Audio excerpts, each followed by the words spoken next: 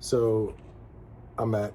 I've been messing around with the Home Depot R2-D2s here for a few days, and I've had them about a week. And a lot of people were asking how to make it so that the R2 doesn't have to be on the base.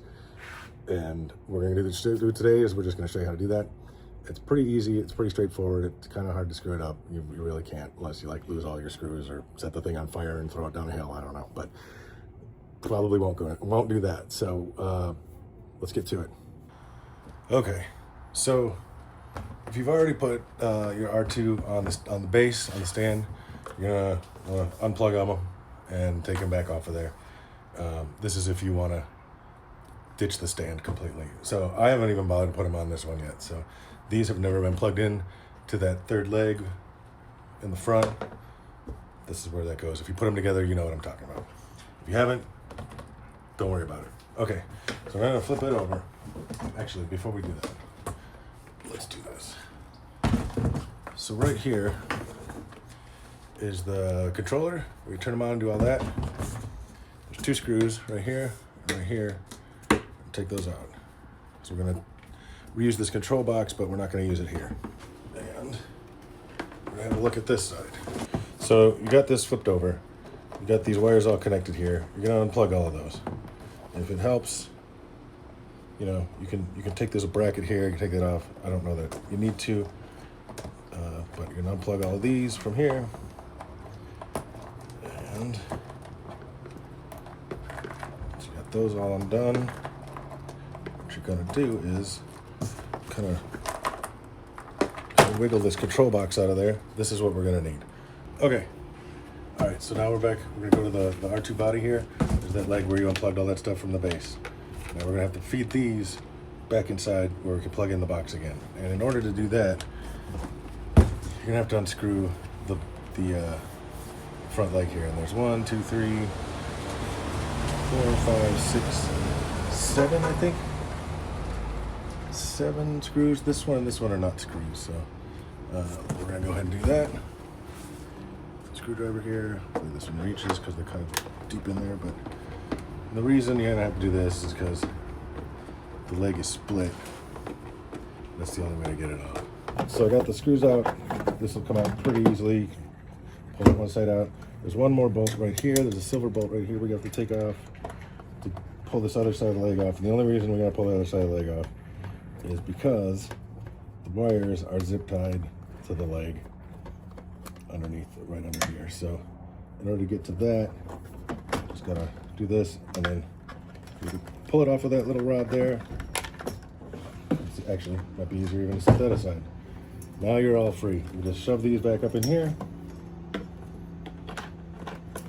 and put your leg back together. It's gonna be screw back on the same way that you took it off. The silver screw that you just took out, that goes in this front one of these two, just so you remember. I almost forgot. I actually had to go back and look. Put this back together, like I said. Hopefully you didn't lose any screws along the way. Just kind of feed it back in there. All right, so we're gonna screw this back together and we'll be right back. So now we've got the leg screwed back on, we're gonna flip it around. We're gonna grab these wires that we just pushed through there. This is what we're gonna do. Reconnect them back to this box. Remember this guy? And plug them back into the places where they go. Now, they only go in the ones that they correspond with, so you can't really screw this up. Some of them are color coded. Actually, these are the ones, I think this one and this one, the black and the yellow one you're not gonna use, because those are for the base, so you're not gonna use those. So yeah, you kind of just put them back together, the black one and the small black one, here. Kind of awkward the way I'm doing this, but and then the red one and the red one, blue one and the blue one, white one and the white one, small white, nope, bigger white one, and then there's a small white one. Like I said, you can't really screw this up because they only fit in the ones they fit in. So that's it. Now you can just toss that back in there if you want. You can mount it somewhere if you want.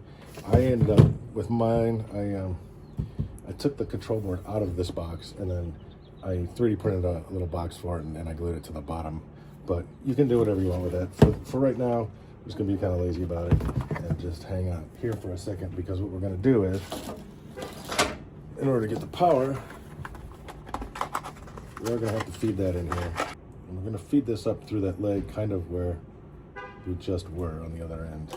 So for now, I'm just gonna set that stuff in here, flip them back around.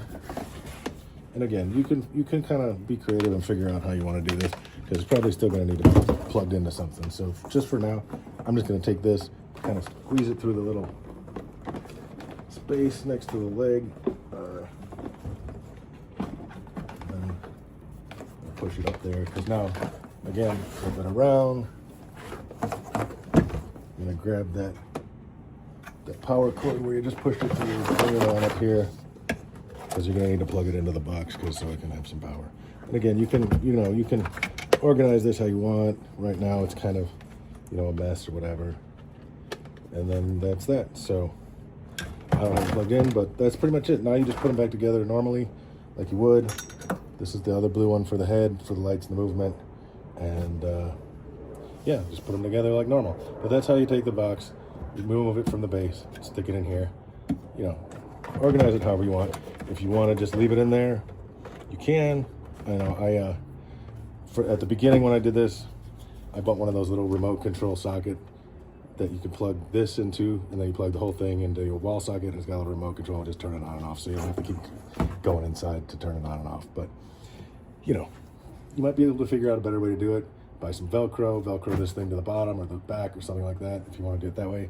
That way you can reach it if you want to change the lights or change the modes or anything like that. You don't have to keep taking the lid off. All right, guys, well, I hope that was helpful. If you have any more questions, just hit me up in the Facebook group or wherever. You can check out junkdroids.com to find some other pieces, parts for upgrades. One of the things I'm going to end up doing with this one is what I did on the other one, and replace the servo plate with one that works a little better so he doesn't have the shaky heads. And you can get that on junkdroids.com as well. My Instagram is junkdroids. You can hit me up there or on the Facebook group or whatever.